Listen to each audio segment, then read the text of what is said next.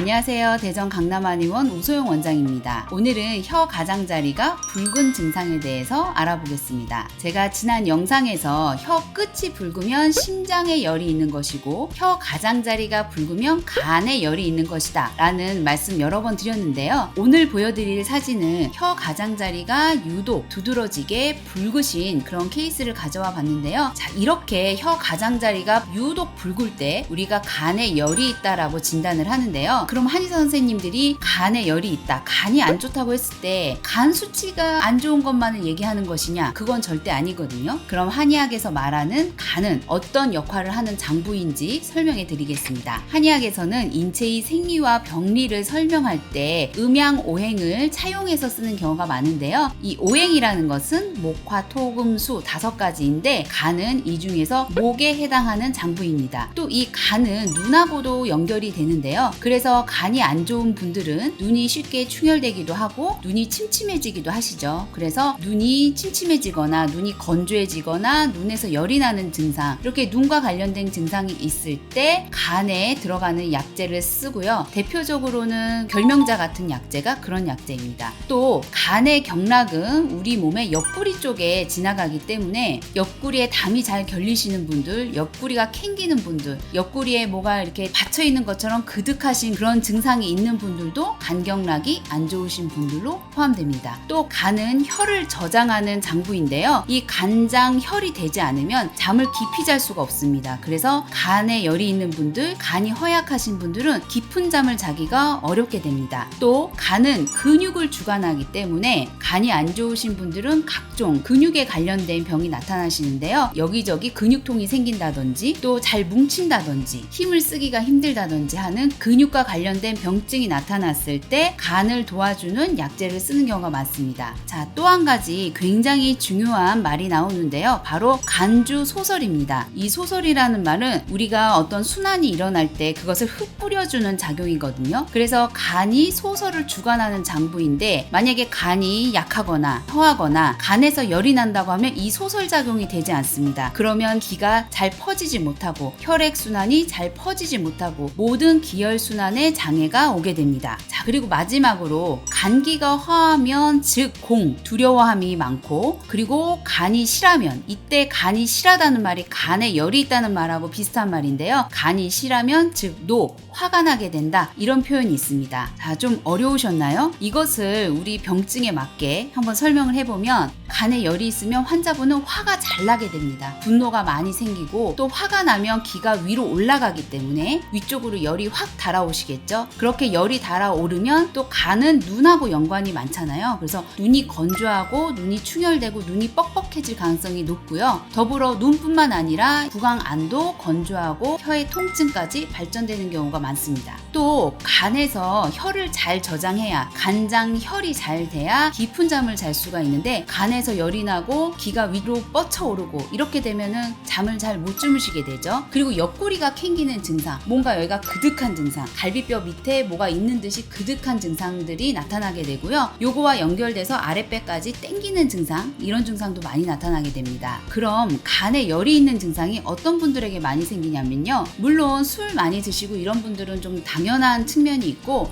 사실 그런 분들보다는 스트레스가 많으신 분들이 간에 열이 있는 분들이 굉장히 많고요. 또 우리가 갱년기가 되면 화를 못 참겠다라는 말씀 많이 하시잖아요. 젊었을 때는 화나는 일이 있어도 참고 할 수가 있는데 갱년기가 되면 화가 폭발하고 자기를 제어할 수 없는 그런 현상이 있는데, 그런 것들도 바로 이 간하고 연관이 있습니다. 그래서 간에 열이 있는 분들은 보통 갱년기 이후에 스트레스를 많이 받으시는 분들, 그동안 잘 참아왔던 분들, 억압돼 있던 것들이 많았던 분들이 몸이 약해지면서 그 화를 못 참게 되고 간에 열이 생기면서 그 화가 끓어오르게 되는 건데요. 그래서 치료는 간의 혈을 보하면서 그 간주 소설이 안 돼서 뭉쳐 있었던 그런 기운을 흐트러주는, 소설식 지키는 그런 약재를 쓰게 되고요. 가장 대표적인 약재로서는 혀를 보호하는 사물탄 계열에다가 감기를 흐트러뜨리는, 펼쳐주는 소요산, 이런 약재들을 섞어서 합방해서 쓰는 경우가 많습니다. 오늘은 혀 가장자리가 붉어지는 증상에 대해서 한의학에서 말하는 간이란 무엇인지 좀 어려운 내용까지 함께 말씀을 드렸는데요. 내가 혀를 봤을 때 혀 가장자리가 유독 붉고 아니면 혀 가장자리가 따갑고 아프거나 갈라지는 증상이 있으면서 부쩍 화가 잘 나고 잠을 잘 잘 수가 없고 이런 증상이 있는 분들은 가까운 한의원에 가셔서 진찰을 받아보시면 좋겠습니다. 더 궁금하신 점은 카카오톡 상담 이용하실 수 있고요. 네이버에 대전 강남한의원 블로그도 있으니까요. 참고해보시면 좋겠습니다. 이상 대전 강남한의원 우소영 원장이었습니다. 감사합니다.